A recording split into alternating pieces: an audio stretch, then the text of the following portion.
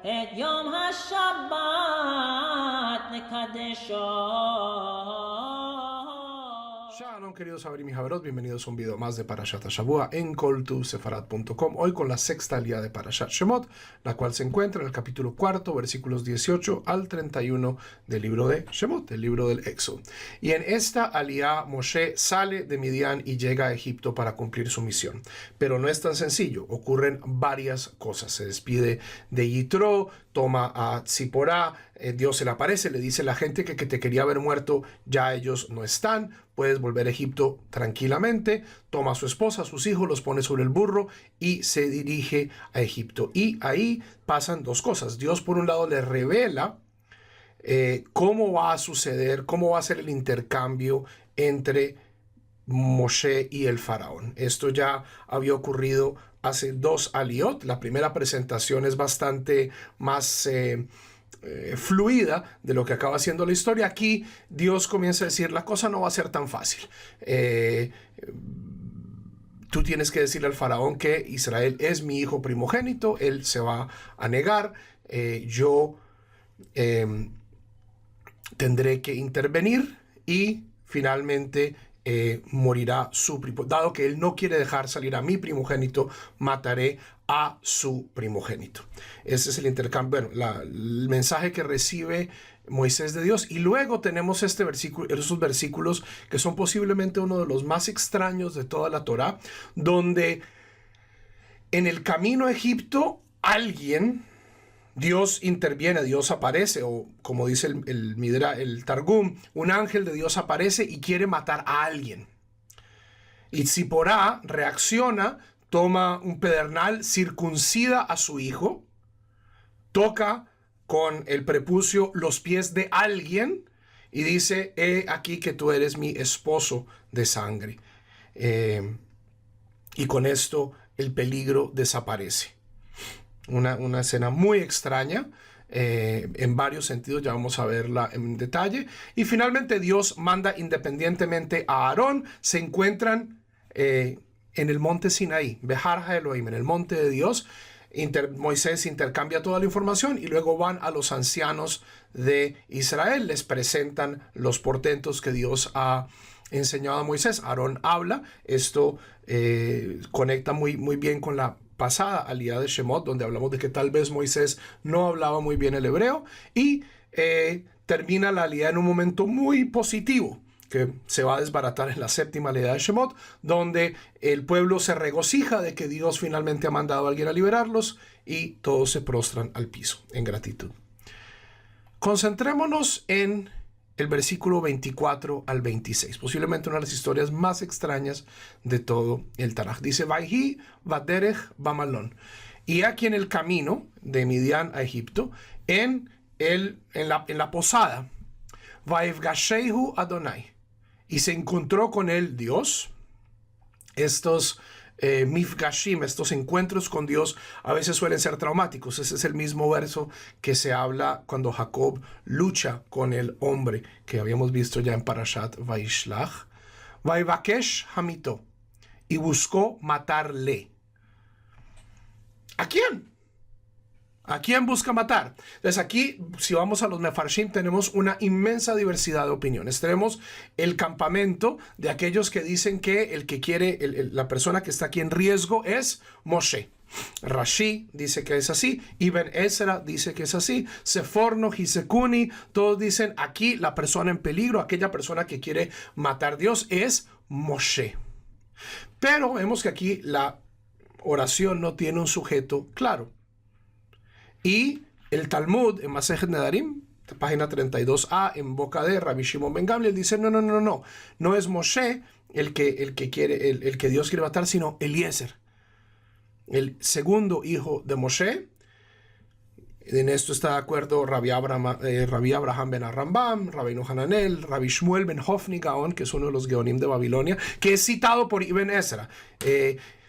Una de las cosas bien extrañas de este pasaje es que muchos de los intérpretes son conscientes de la profunda ambigüedad de este texto y dicen, mire, yo pienso que es así, pero hay otras personas, Este es el caso tanto de Gisekuni como de Ibn Ezra. Ibn Ezra dice, mire, yo pienso que es Moshe, pero Rav Shmuel ben Hofni Gaon pensaba que era Eliezer, y estas son las razones. Entonces, un texto que no solo es ambiguo, sino que es públicamente ambiguo, donde los mismos autores dicen, mire, esta es mi opinión, pero tal vez hay otra forma de ver el texto.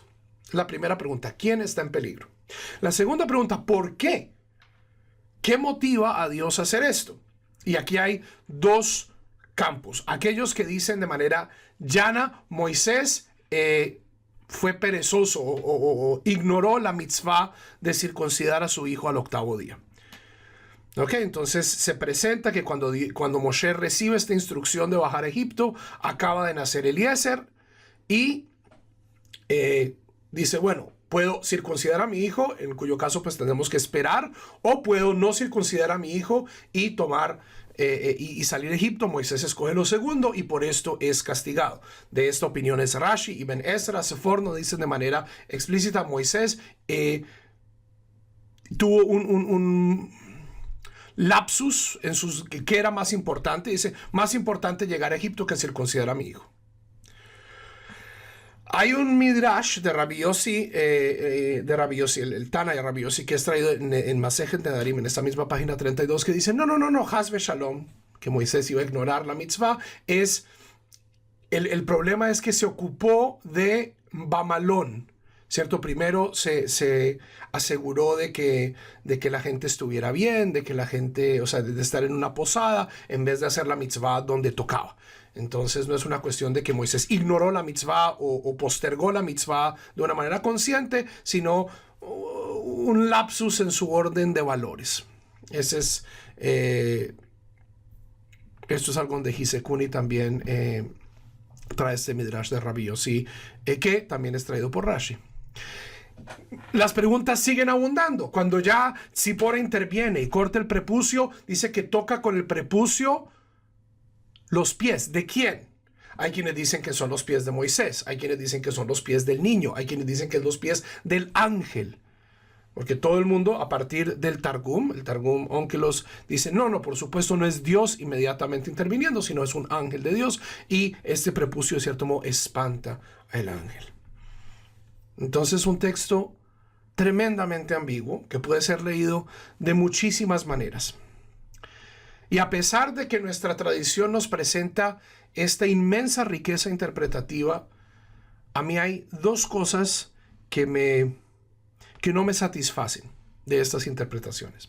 La primera de ellas es esta noción de que Dios va a castigar de manera tan ejemplar, ya sea a Moisés o a un niño inocente, por un acto de negligencia. Y no solo un acto de negligencia que, al menos en la interpretación rabínica, es motivado por un conflicto de valores. No es que Moisés estaba metido en el Face, sacando su celular, sacándose selfies y ignoró la mitzvah, sino, ok, tengo aquí, Dios me está llamando a Egipto, tengo que circuncidar a mi hijo, ¿qué hago primero? Y yo creo que no solo en nuestra propia vida, sino la misma tradición rabínica es tremendamente indulgente cuando hay estos conflictos de valores. O sea, son por un lado una mitzvah y por el otro lado Dios me está diciendo que baje a Egipto. Y aquí lo que estos intérpretes están diciendo, especialmente aquellos que dicen que Moisés fue negligente en la mitzvah y que por eso es castigado, ya sea él o un hijo. A mí aquellos que dicen que el que es castigado es Eliezer, la interpretación me parece aún más, o sea, las consecuencias morales de esta interpretación me parecen aún más peligrosas. De que alguien va a ser castigado por tener que elegir entre dos mitzvot, a pesar de que sucede. Muchas veces en nuestra vida nos encontramos en esta encrucijada y tenemos que elegir una de las dos cosas y tal vez elegimos incorrectamente. Esta puede ser la lección que sacamos de estos midrashim. Pero no quedo completamente contento.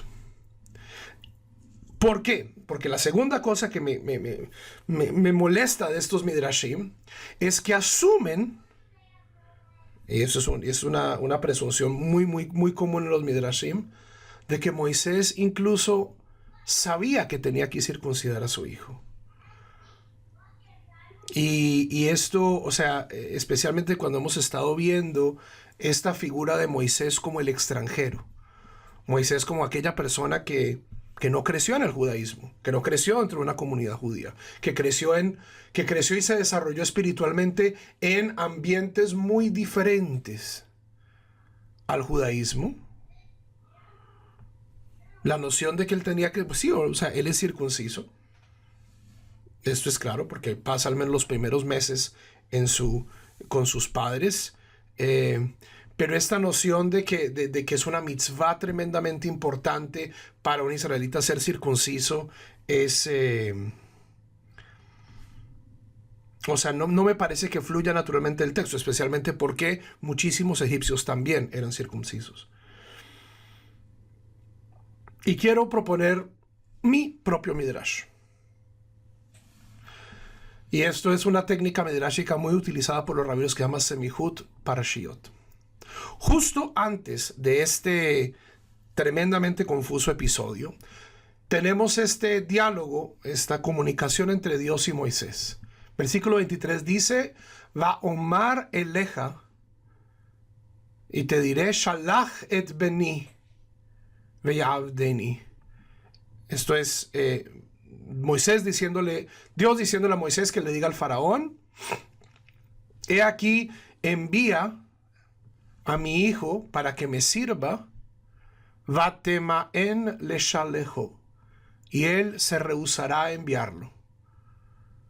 Hine anoji horeg et binja bejoreja. He aquí que yo mataré a tu hijo mayor, a tu hijo primogénito. Esta parte que está aquí en verde. Hine anoji horeg et binja bejoreja. Inmediatamente tenemos este episodio. Mi midrash, y como todo midrash, tiene muchos huecos y es abierto a múltiples interpretaciones, es que el hijo del que estamos hablando aquí no es Eliezer, sino es Gershom, el hijo mayor de Moisés. Moisés no sabe que tiene que circuncidar a sus hijos. La Torá no ha sido dada y él no creció dentro de un ambiente judío rico. Y la pregunta entonces es, si Moisés no sabía que tenía que circuncidar a su hijo, la ignorancia de la mitzvah de cierto modo pues lo exime, ¿por qué Dios hace esto? Y yo creo, mi